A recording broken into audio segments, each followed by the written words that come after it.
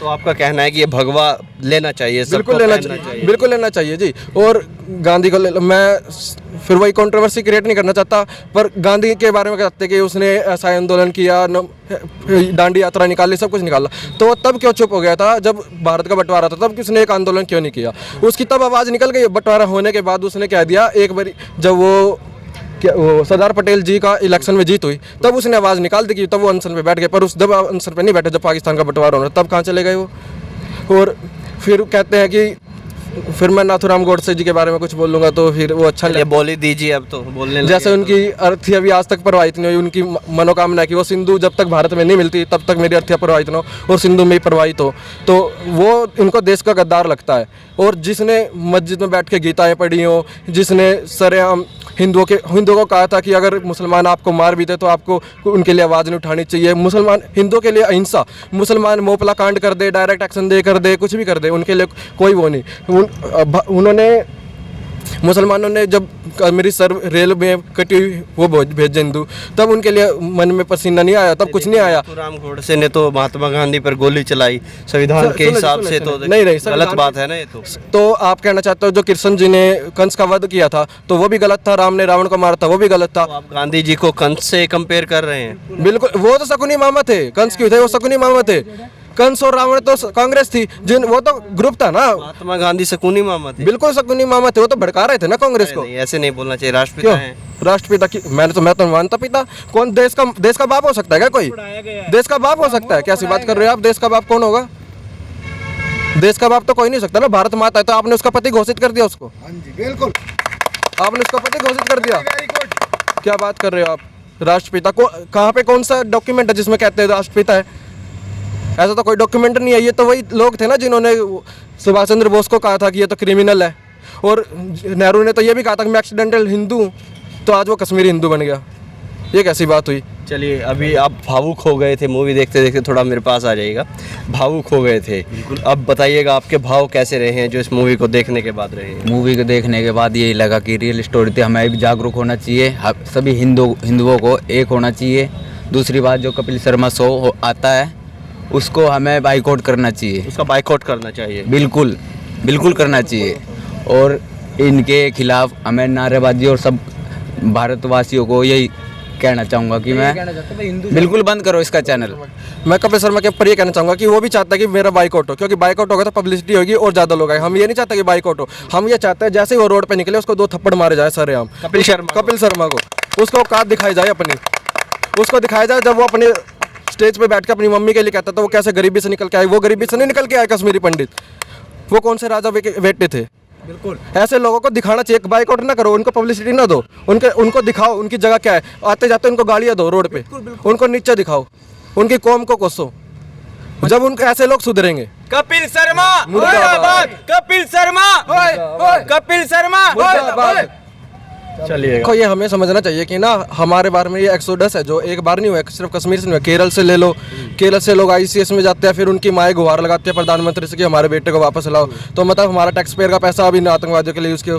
अब बंगाल का देख लो आप, अभी इलेक्शन के बाद पोस्ट बोल अब फिर से एक्सोडस हुआ था, वो असम में भागे थे लोग, है कश्मीर से लोग यहाँ पे भाग के आए। तो मतलब ये चलता रहता है। आप ज्यूज़ को ले लो, उनके साथ भी यही हुआ था। अभी 1976, मेरे को एग्जैक्ट फिगर याद नहीं है, 1975-76 के आसपास लीबिया एक क्रिश्चियन कंट्री था, वो 2000 तक मुस्लिम कंट्री बन जाता है। तो कैसे हमें समझना चाहिए, पॉलिटिकल पावर से काम करते हैं, पॉलिटिकली काम करते हैं। ये सिर्फ आतंकवाद नहीं करते, ये पहले दिमाग में लोगों के नैरेटिव सेट करते हैं, दूसरे के लोगों को अपने साथ लाते हैं और उन्हीं के खिलाफ बात करते हैं। हमें इनसे समझना चाहिए, क्योंकि ना देखो अब कांग्रेस है, जैसे कांग्रेस राहुल गांधी है, वो कहता है मैं कश्मीरी पंडित हूँ।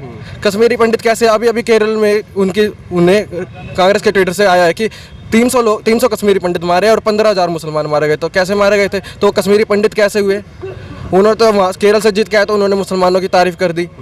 और जैसे अब ये मंदिर गिराए जाते हैं, अब आप ये लगा लो राम मंदिर के लिए, राम मंदिर के लिए कपिल सिब्बल खड़ा हो जाता है, और कसाव को बचाने के लिए कपिल सिब्बल खड़ा हो जाता है, 3 तलाक के लिए कांग्रेस का ही कोई मंत्री खड़ा हो जाता है। तो ये क्यों होता है? कांग्रेस के ही क्यों वकील खड़े हो जाते हैं, जबकि वो कहते हैं कि हम तो सेकुलर है, ये है तो सेकुलर है। तो दोनों तरफ से क्यों नहीं दिखती? कांग्रेस ने 1992 में जो वो लगाया था, क्या नाम है, प्लेस ऑफ वर्शिप एक्ट लगाया था, जब से बाबरी मस्जिद गिरी थी, वो क्यों लगाया था? ताकि जो आने वाले मंदिर है उनके लिए हिंदू आवाज़ ना उठा पाए।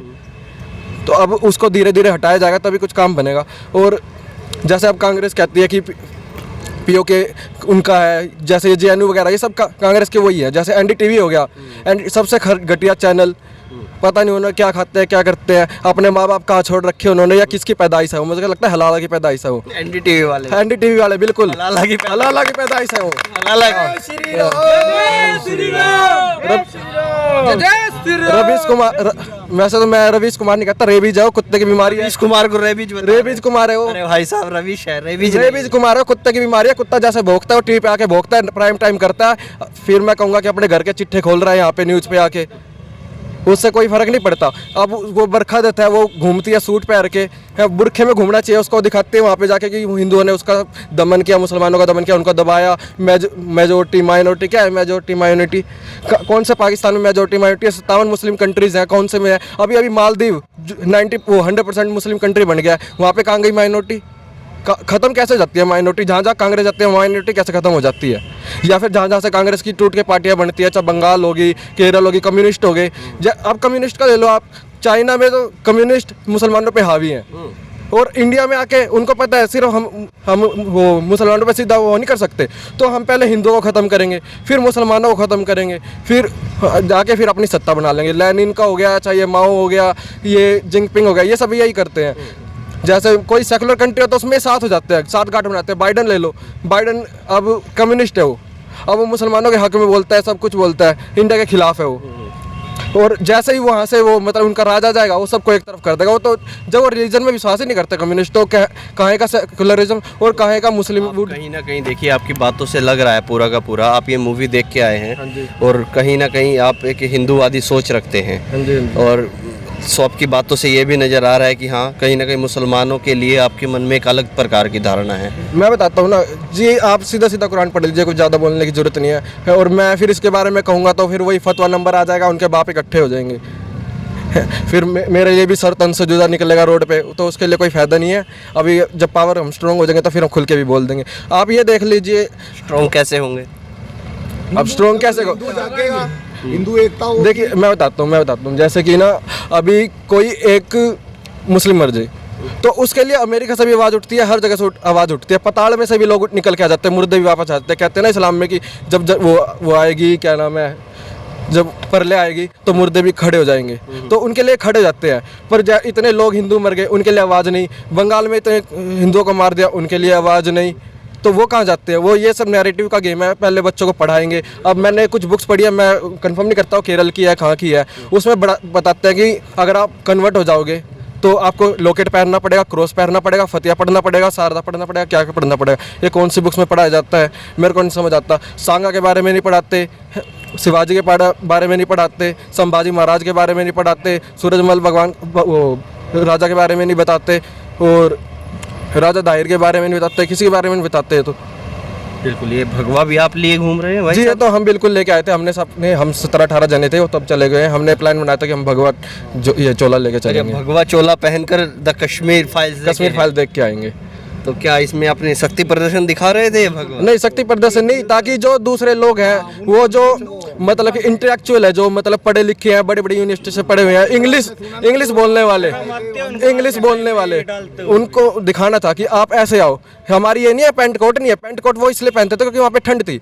हमारी तो वेशभूषा थी धोती कुर्ता, पगड़ी सिर पे और माथे पे तिलक और चोटी।